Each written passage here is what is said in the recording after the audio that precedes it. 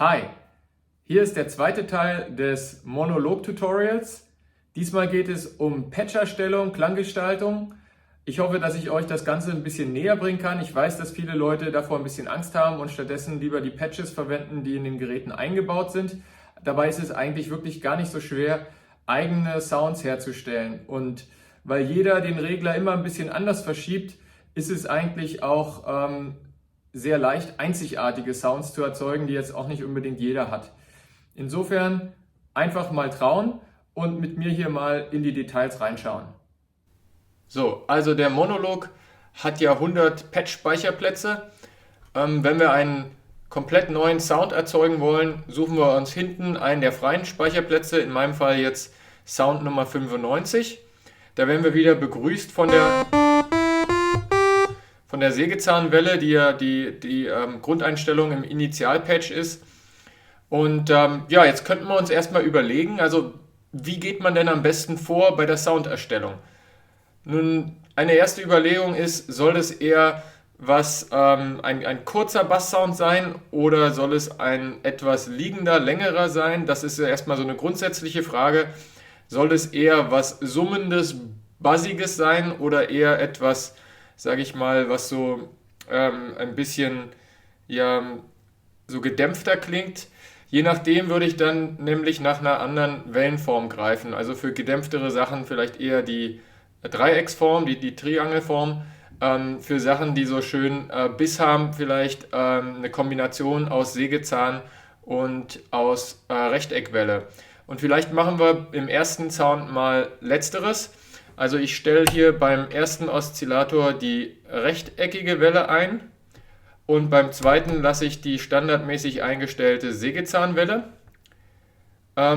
Ich fahre jetzt den zweiten mal noch nicht rein, sondern nimm erstmal den ersten und gucke, dass ich über den Shape-Knopf eine mir angenehm oder interessant klingende Wellenform einstelle. So, hier haben wir jetzt die reine Square Wave, die reine Rechteckwelle, und die klingt jetzt so ein bisschen, auch so ein bisschen nach Tetris, ne? Wenn wir die ein bisschen, hier hat sie schon einen etwas beißenderen Charakter und so würde ich das jetzt gern mal lassen wollen. Und jetzt will ich da den Oszillator 2 reinregeln.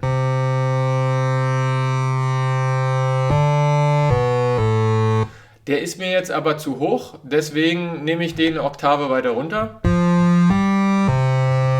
Jetzt ist er mir zu leise.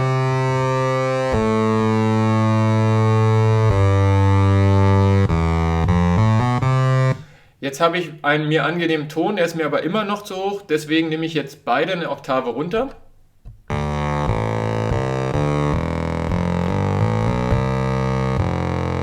So geht's schon. Wir gucken mal, wie es noch eins tiefer klingen würde. Das ist schon etwas weniger brauchbar, können wir also in dieser zweiten Oktave bleiben. Jetzt ist die Frage, ob wir vielleicht mal ausprobieren wollen, auch die zweite Form, den zweiten Oszillator in seiner Wellenform noch ein bisschen zu morphen.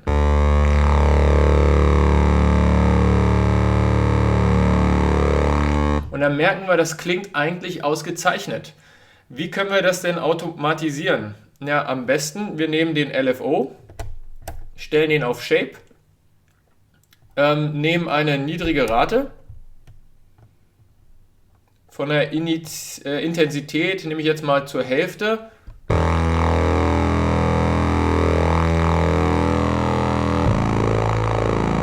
Und jetzt dreht der LFO für mich die beiden Shape-Knöpfe. Das ist ja sehr nett von ihm. Da kommt jetzt schon ein sehr grimmiger Bass-Sound raus. Der ist mir fast ein bisschen zu grimmig, deswegen nehme ich den Filter und versuche ihn etwas in die Schranken zu weisen.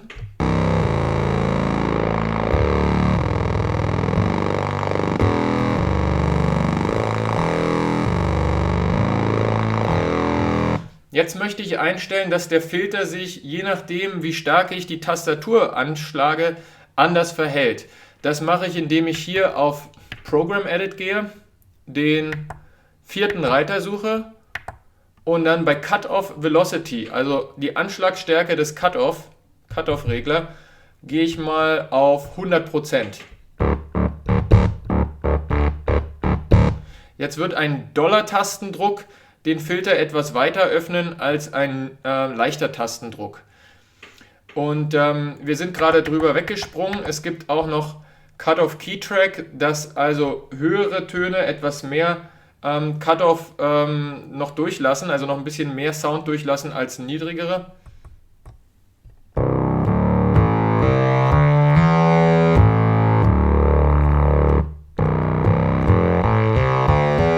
Da bietet sich bei dem Sound meines Erachtens 50% an. Wenn man jetzt noch Anschlagdynamik, also Lautstärken, die Lautstärke beeinflussen will mit dem Tastenanschlag, kann man hier auf diesen vierten Unterreiter der vierten Taste, der da heißt Amp Velocity, gehen, und der ist jetzt gerade auf 0 eingestellt, also es ist gerade keine Anschlagdynamik drin. Wenn ich den so auf den Wert 64 gehe, das ist mein favorisierter Wert, dann habe ich so eine halb gewichtete Taste im Prinzip, obwohl die natürlich hier nicht gewichtet sind, aber da finde ich es noch einigermaßen einfach, sage ich mal, homogen zu spielen. Würde ich das jetzt hier Richtung 127 hochdrücken, dann ist es wirklich sehr, sehr, sehr schwierig, in einer gleichbleibenden Lautstärke zu spielen, einfach weil die Tasten so empfindlich werden, was die Anschlagdynamik angeht. Was man bei so einem liegenden Sound, wie wir ihn jetzt gerade ausgewählt haben, auch mal ausprobieren könnte, wäre so ein Portamento Glide. Dazu gehen wir jetzt mal hier und machen das Portamento auf dem zweiten Unterreiter des ersten Knopfes hier auf On. Hat noch keine Auswirkung. Wir nehmen die Slide Time mal, die Portamento Time meine ich, auf, sagen wir mal, 50.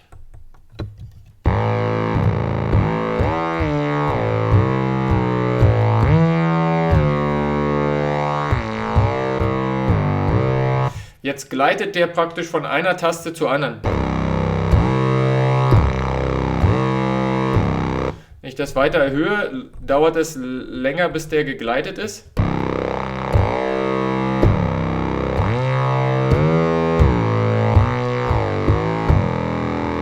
Klingt gar nicht so schlecht bei 64. Einfach nach Gehör gehen, da gibt es kein richtig und kein falsch. Was euch gefällt, ist dann richtig für euch. Was man bei der Soundgestaltung auch überlegen sollte, ist, welche Funktion man diesem Multifunktions-Schieberegler hier zuweisen möchte. Der ist standardmäßig auf Pitchbend eingestellt. Das bedeutet im Prinzip, dass die Tonhöhe variiert, je nachdem, ob ich das Ding nach links oder rechts schiebe. Wobei man sieht, dass eine Bewegung nach links den Ton erniedrigt und eine nach rechts ihn erhöht. Aber das kann auch sein, dass ihr bei eurem Sound eine andere Funktion bevorzugt.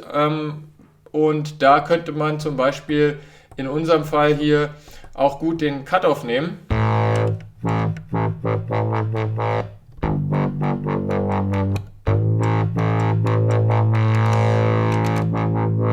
Jetzt würde also dieser Schieberegler den Cut-Off beeinflussen.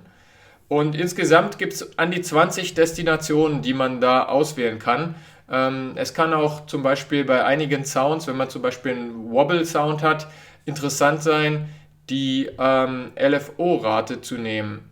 Wenn man jetzt eher einen Wobble-Sound machen wollte, dann müsste man jetzt leider die harte Qual der Wahl treffen und statt des Shape-Reglers hier den Cut-Off modulieren. Dann würde ich jetzt mal hierher gehen. Da würde ich auf die Triangel gehen.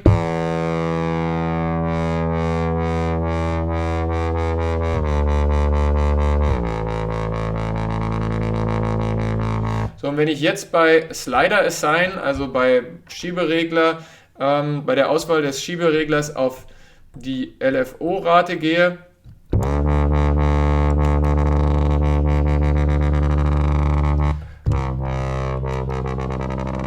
habe ich jetzt Einfluss auf die Geschwindigkeit, mit der LFO den Cut-Off moduliert. Also da muss man einfach ein bisschen überlegen, was wäre für den jeweiligen Sound sinnvoll. Ja, und damit hätten wir jetzt schon mal einen ersten Sound erzeugt. Was wir jetzt noch nicht benutzt haben, ist die Hüllkurve. Können wir ja auch mal schauen. Da wäre es jetzt mal zum Beispiel nicht uninteressant, eine Oszillator-Synchronisation einzustellen. Jetzt ist in der praktisch Phase, sind die beiden jetzt verlinkt. Das heißt, immer wenn der erste Oszillator wieder bei 0 anfängt, wird der auch wieder auf 0 gestellt. Die laufen jetzt im Prinzip gleich. Und das Interessante dabei ist, wenn man jetzt anfängt, den Pitch von Oszillator 2 zu modulieren. Und das könnten wir ja hier mal über die Hüllkurve bewerkstelligen.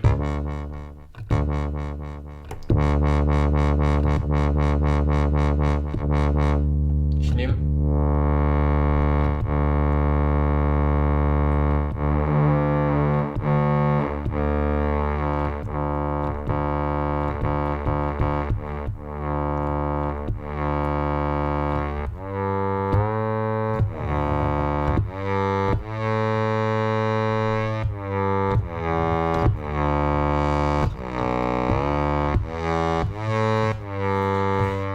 Um das mal zu demonstrieren, was da jetzt passiert, nehme ich die Synchronisation mal raus.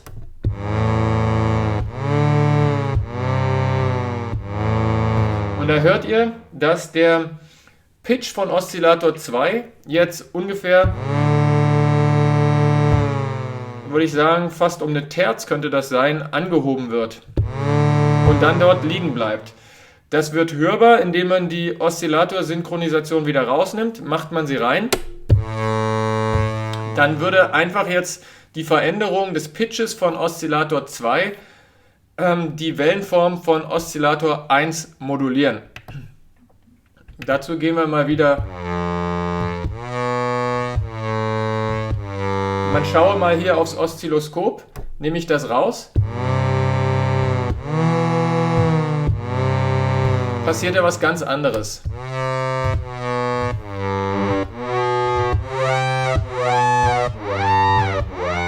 Und je härter man diese Intensität hier jetzt hochstellt, desto mehr kriegt man diesen typischen Oszillator-Synchronisationssound raus.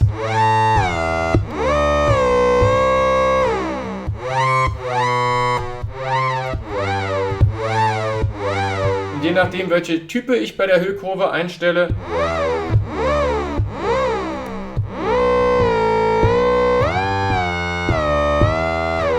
kriege ich da auch ein anderes Spielgefühl. Einfach weil in dem Fall ja jetzt hier nur Attack und Decay war und hier auch noch, wie das so ein bisschen dargestellt ist, in dem Moment, wo ich liegen lasse, auch noch so eine Art Sustain-Phase, also eine gleichbleibende Phase zwischen Anschlag und Loslassen hinzukommt.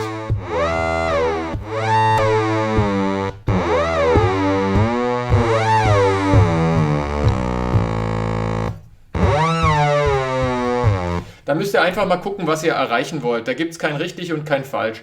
Aber wir hätten jetzt im Prinzip einen, sag ich mal, langanhaltenden Ton erzeugt, der die Grimmigkeit einer Rechteckwelle mit einer, in dem Fall, Sägezahnwelle vereint.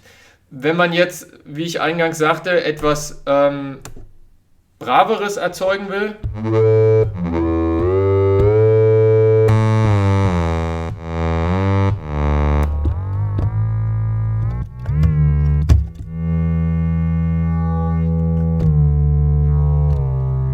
dann nimmt man sowas wie eine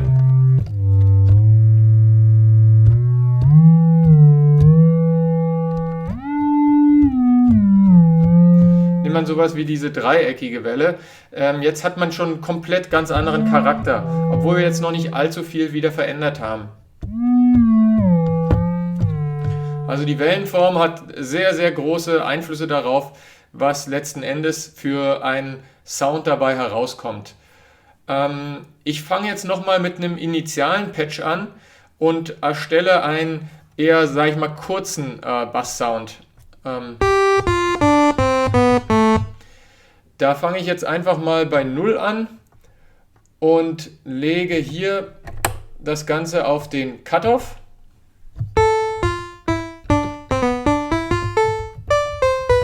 Stelle einen kurzen Decay und eine nicht vorhandene Attack ein. Und schon haben wir diesen sehr plackigen Sound. Ich wähle jetzt mal hier die Triangel aus. Ne, das machen wir mal nicht. Ich nehme die Rechteckwelle und kombiniere es mal mit dem weißen Rauschen, weil ich euch mal das weiße Rauschen zeigen will. Wir regeln jetzt nur auf circa 8 Uhr den VCO2 ein und gehen mal auf volle Pulle beim VCO1. Wir sehen, das Rauschen ist noch nicht stark zu hören.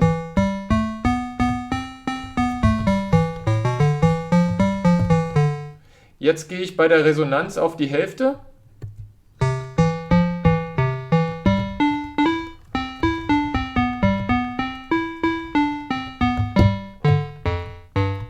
Das klingt schon sehr musikalisch nach meinem Dafürhalten.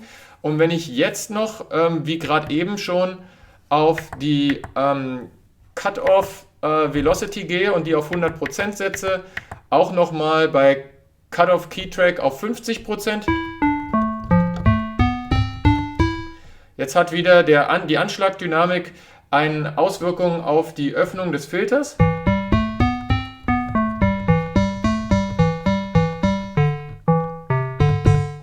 Und wenn ich jetzt ein bisschen mehr Decay zulasse, habe ich mal einen Sound, der nicht unbedingt nur als Bass gut klingt. Ich kann ihn aber auch runternehmen in der Oktave.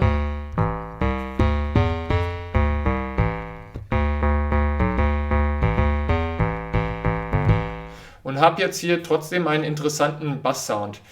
Der kommt ja jetzt in dem Fall noch gerade ohne Modulation aus. Dazu jetzt vielleicht mal noch eine Zusatzinformation.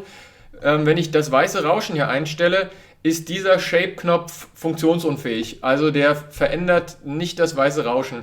Es wäre ja vielleicht witzig gewesen, wenn Korg mit dem Shape-Regler einen Übergang vom weißen Rauschen ins pinke Rauschen oder sowas hätte ermöglicht. Geht aber nicht. Aber nichtsdestotrotz. Ich nehme jetzt mal als Modulationsdestination trotzdem die Shape. Und jetzt würde im Prinzip der Shape-Regler die Pulsweite der Rechteckwelle manipulieren. Und das mache ich mal im One-Shot-Modus. Gehe hier auf die Sägezahnwelle. Und wenn ich jetzt die Intensität hochfahre, hört mal genau hin, was passiert. Dann wird wie so ein zusätzliches Reiben in den ersten Millisekunden des Sounds hinzugefügt.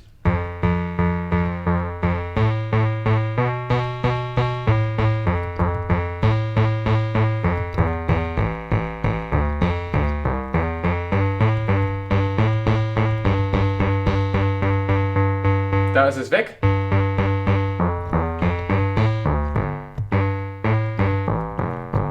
Und das finde ich jetzt insbesondere, wenn ich den als Bass-Sound nehmen will, diesen erstellten Patch, deutlich angenehmer als ohne. Der hat jetzt einfach mehr Biss. Und um da noch ein bisschen mehr zu boosten, versuche ich jetzt über den Drive-Regler noch ein bisschen zusätzliche Distortion und Saturierung reinzufahren.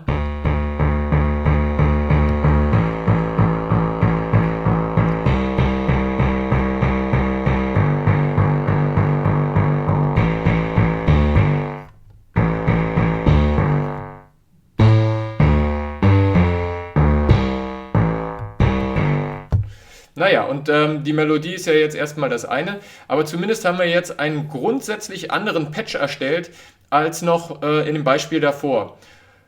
Den finde ich gar nicht so schlecht, ich werde ihn mal speichern. Das macht man wie folgt: Wir gehen hier wieder aus dem Menü raus, beziehungsweise gehen wir nochmal da rein, gehen hier auf den letzten Knopf im ersten Segment und da steht jetzt Init Program. Da mache ich jetzt mal einen Namen. Und das ist jetzt der HP Live Bass. Das Ganze speichere ich mit einem Druck auf die Taste Write. Wohin soll es schreiben? Zu 94, jawohl. Und Complete. Dieser Sound ist jetzt hier gespeichert.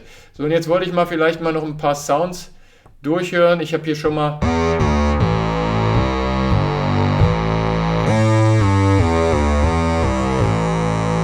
einen Bass-Bass erzeugt, ein Badass-Bass.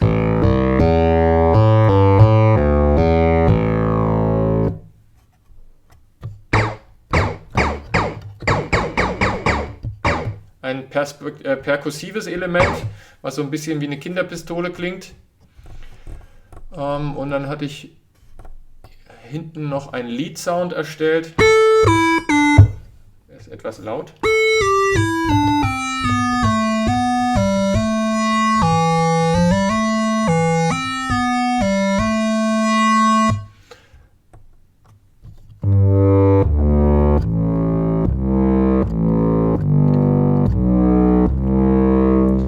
Das vielleicht mal alles so als Klangbeispiele, um zu zeigen, was für eine Vielfältigkeit eigentlich in diesem Gerät steckt.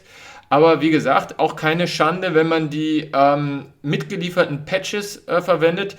Die sind sehr gut. Bei diesen Patches, die wir jetzt hier gerade eben mal demonstrativ erstellt haben, haben wir jetzt eine zusätzliche Funktion noch nicht verwendet. Und zwar die Modulationsmöglichkeiten, die der Sequencer bietet.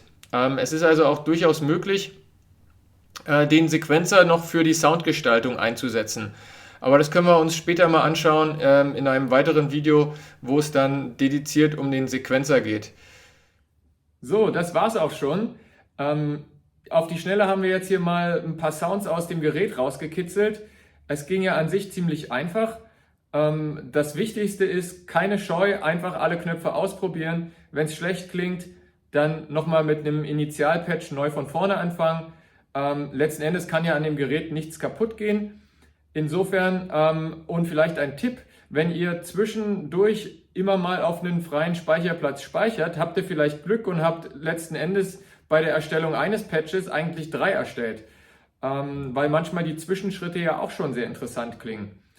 Insofern, ich hoffe, dass ich euch das näher gebracht habe, was man so als Handwerkszeug da mitbringen muss.